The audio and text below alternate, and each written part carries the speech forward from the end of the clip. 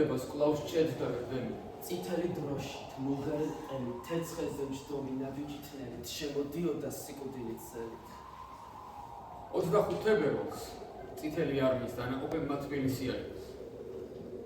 სამხედრო სიმამაცე გამოიჩინა სამხედრო სასწავლებლის კურსანტებმა იუნკერმა.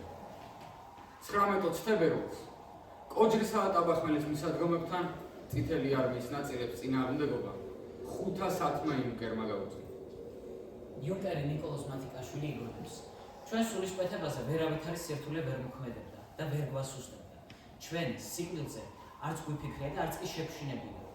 ზუზუნებდნენ ტყვიები, წიოდნენ ერბრივ ხელყუმბარები და ჭურულთან ამსხვრევები და ჩვენ მაინც სანგრებში ჩამალვას, სანგრების პირას დგომას ვარჩევით. შიგადაში ჯანღიერებ ჩამოწვებოდა, წრეშები გრავს და ცეკვა სიმღერაც კი წამოგვიწყია. მათ შორის იყო 19 წლის სტუდენტი მარო მაყაშვილი, რომელიც წითელ ჯვარში მოხალისედ ჩაეწერა. მარო მაყაშვილის მამა, პოეტი კოტე მაყაშვილი იგონებს. 1921 წლის თებერვალში თბილისის გარშემო ახმაურდნენ ზარბაზნები. ვერავით არ მომუდარამ, რჩევამ ვერ გაჭრა მაროზე. მე იქ უნდა მიყო სადაც იურება სისხლი და ცრემლი თანამემამულეთა. 17 თებერვალს იგი ჩაეწერა წითელ ჯვარში მოსყალებისდან. იმავე დღეს სანიტარულ რაზმთან ერთად დაიძნენ კოჯრისკენ.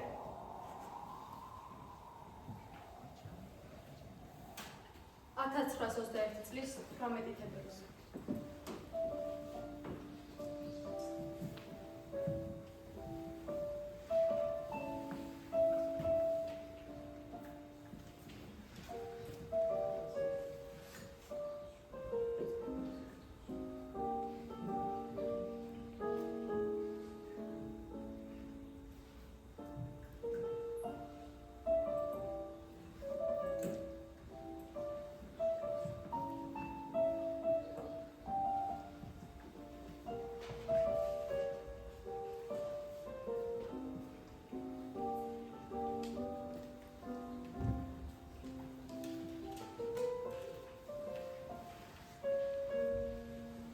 საყარელო მამა, მე ჯერჯერობით კარგად ვარ. ერთი პოზიციისგან 112 ვერსზე ვართ. მეორესგან 5 თუ 7-ზე. ერი ჯერ შორს არის. ძალიან სხებენ ჩვენები და ძალიან აღფრთოვანებულები არ.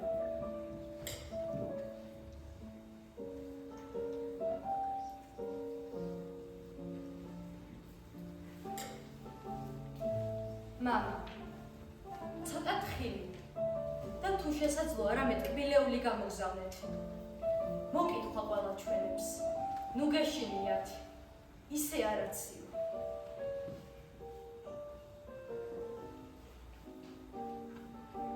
მოკითხვა ჩვენებს. ისე არაციო. გავიმარჯვებთ სახელოვნად. შენი მამა.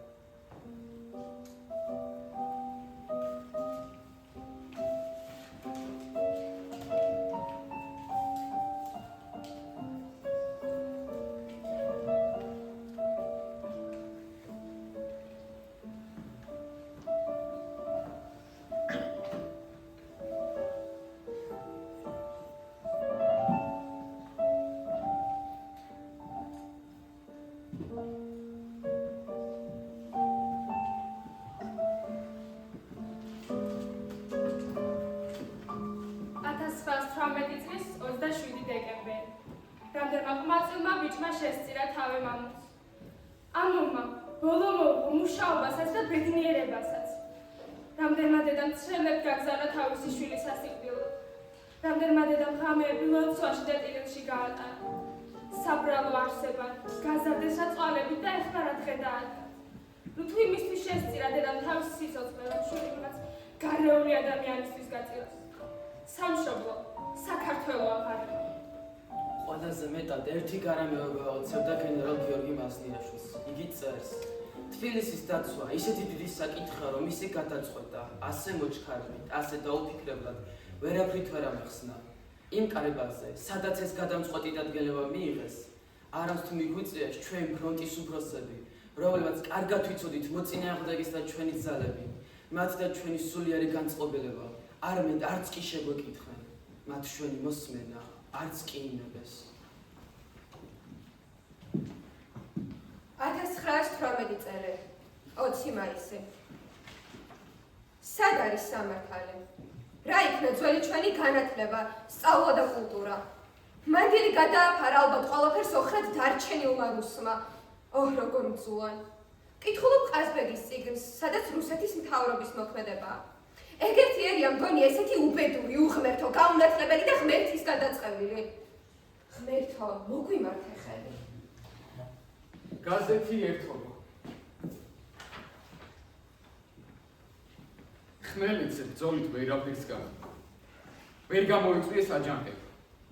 დამარცხებულები მაღლა აფრინდნენ და ზემოდან შვიდობიან ხალხს დაუშინეს. ეს არის სასოწარკვეთილებით გამოწვეული ნაბიჯი. ამით უნდა თქვითხრან, დაგონებდით, ბრძოლას თავი დაანებეთ. მაინც ვერ გაგვიძლებთ დიდხანსო, მაგრამ თბილისი არ შეკრება. არ ეშინია მსხვერპლის არც ფრონტზე და არც მშვიდობიან ქუჩებში. საქართველოს დედაქალაქი არ კარგავს მსიძინეს, რომელსაც მოითხოვს მისგან დღევანდელი დღე. დამოუკიდებლობის შენარჩუნება საქართველოსთვის სიკვდილ სიცოცხლის საკითხია.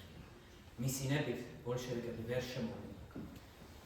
ქართულ ხალხს აქვს ისეთი სიმაგრე, რომელსაც ისინი ვერ მოერებენ ვერც აეროპლანებით და ვერც ზარბაზნებით. ეს სიმაგრე, მისი მკერდი, მისი სულიერი განწყობილება. ეს დღე ისტორიულია ქართულ ცხოვრებაში. ამ დღეს საქართველოს თავისუფლება მოიპოვა და სულ რაღაც ნახევარი წელიწადი გავიდა. თელმა ქართველობამ თბილისისა თავის შეიყარა სასახლისი და აქ მოხდა პარადი. ყოველი ქართველი გრძნობდა თავს თავისუფლად. აღტაცების ღიმილი უკურთოდა ყოველს და თითქოს ეს ეწერა. გვერდის და გვერდის და გვერდის. არ გადაუჩქაროთ, მტერი გარშემო ყავს და გვითვალ თვალებს. ხე თითქოს თანაუგრძნობდა ზემს. დინიდან საღამომდის მზე უხვდა საჩუქრებდა დედამიწას თავისი სხილმოსილი ისრებით. ქართველიერი ბედნიერი იყო და ღმერთიც. მზის გარშემო რამდენიმე საათის განმავლობაში ცისარტყელა იყო. ორკესტრი საქართველოს ჰიმნს უკრავდა.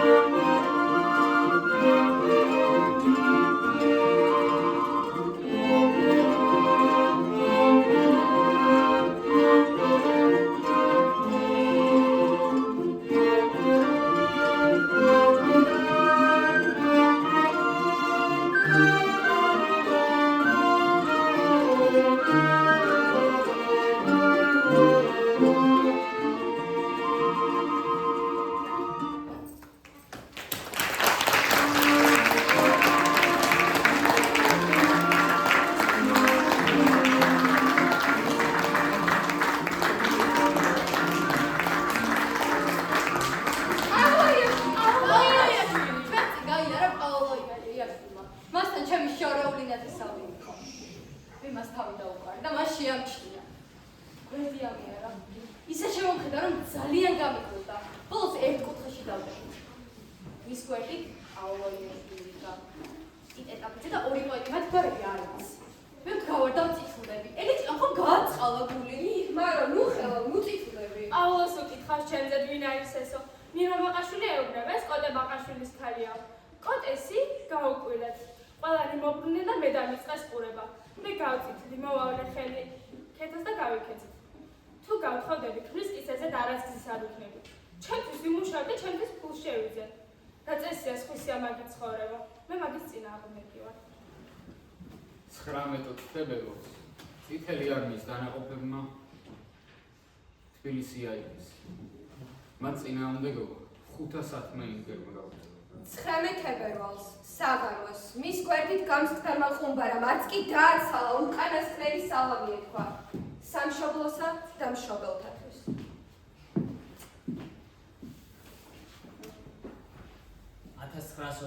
წელი გაზეთი საქართველოს რესპუბლიკის ფრონტზე დამხმარე მთავარი კომიტეტი აუწყებს საზოგადოებას. მოწყალების დის უნივერსიტეტის სტუდენტის მარო მაყაშვილის დაკრძალვა მოხდება 23 თებერვალს დღის 12 საათზე. მარო მაყაშვილთან ერთად დაიღუპნენ იმდენები. ალექსანდრე ახვლედიანი, პლატონ დოლიძე, შალვა ერისთავი, პავლე იაკობაშვილი, ლევან კანდელაკი, ოთარ ლორთქიფანიძე, მიხეილ ლოლუა, იოსებ ჯანდიერი, ილია ჯანდიერი. ამ წამიდან, როგორც ჩვენი სამშობლო, საქართველო ისე ქართველიერი სამუდამოდ დაიღუპა. ჩარხი უკუღმა გადატრიალა. საქართველოს 7-ვე ვარსკვლავი ჩაქრა. თეთრი მერანი უფსწყლში გადაეშვა. წერს გიორგი მაზნიაშვილი. თბილის დამშვიდებით ეძინა. მას ჯერ არ გაეგო თავისი სიკვდილი. თბილის დამშვიდებით ეძინა. მას ჯერ არ გაეგო თავისი სიკვდილი. წერს 18 წლის მოხალისე ჯარისკაცი გივი ხანბაშიძე. მარო მაყაშვილის მამა, კოტე მაყაშვილი. არც სიკვდილის, არც სიცოცხლის აღარ აქვს ხალისი. თებერვალმა სამუდამოდ დამიზამთრა მაინც. გულზე სევდა შეომაწვა თავის მძიმელოდებით. საქართველო გაიჟღერდა მაყაშვილთა გოდებით. დავიღალე, დავიჩაგრე და შენი ვარ მხმობელი. ჩემო გმირო და წმინდა, გამამხნევი მშობელი. სამშობლო თუ შენ რომელი, ახვიტირო რომელი.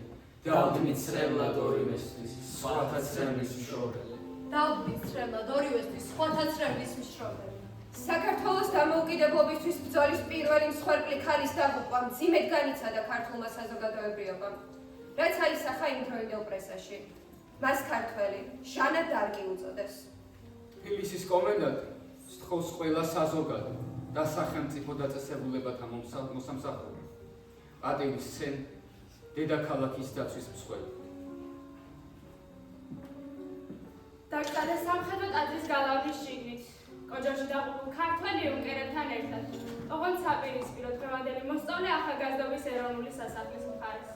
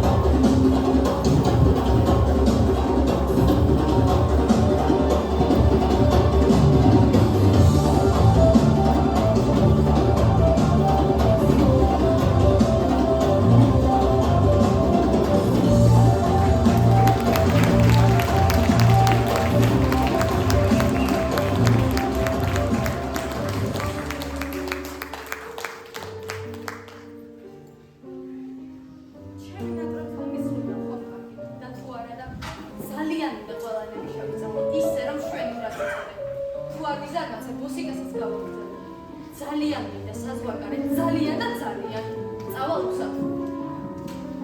სწავლის შემდგომ ერთ წელიწადს ვიმსახურებ, მოვაგროვებ ფულს და გავუატულებ ჩემს მშობლებს ამით.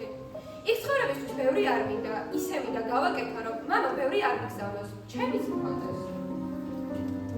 ძალიან და ძალიან მინდა პარიზსა და იტალიაში. ნუ თუ რამე შემიშლის ხელს. ღმერთო, გეხვეწები, გემუდარები მონაშენი. გავიჭირო გამოცდები და სწავლა კარგად დავასრულო. არ შევქე და მალე გავიგო ამას, რომელსაც მასწავლებელი მომწონს. ჩემი თხოვნა და უნდა რა ეკარს. ღმერთო, გეხვეწები, გემუდარები მონაშენი. ღმერთო, გავიჭირო გემუდარები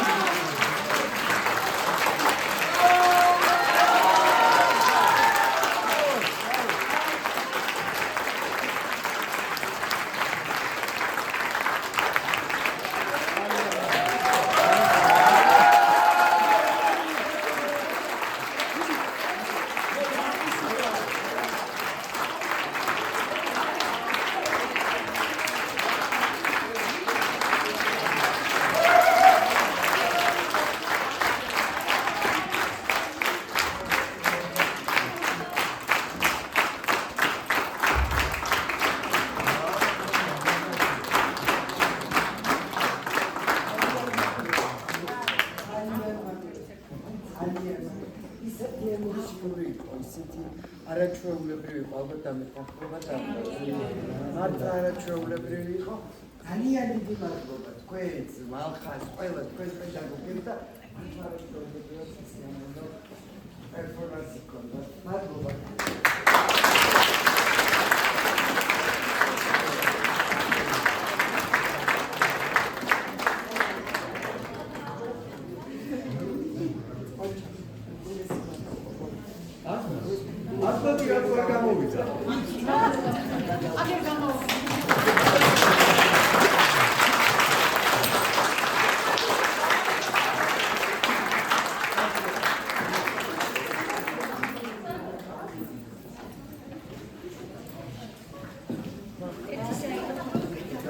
აუცილებლად